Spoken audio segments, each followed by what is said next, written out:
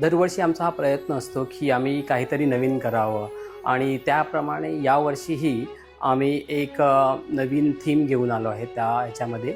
आणि थीम अशी आहे की यावेळी आमची एक विष्णुरूपची मूर्ती असणार आहे. म्हणजे आमचा एक राजा असणार आहे, राजाची प्रतिकृती असणार आहे आणि त्याच्यामागे आमचे जे डेकोरेशन असणार आहे किंवा एक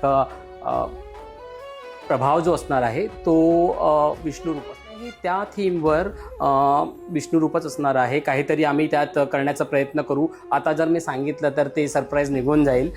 पण कसं आहे, आम्ही प्रत्येक वर्षी आमचा हा प्रयत्न असतो की आम्ही काहीतरी नवीन करावं, जेणेकरून लोकांमध्ये पण उत्सुकता असते की हां, यावर्षी नटराज मार्केटमध्ये काय असणार आहे.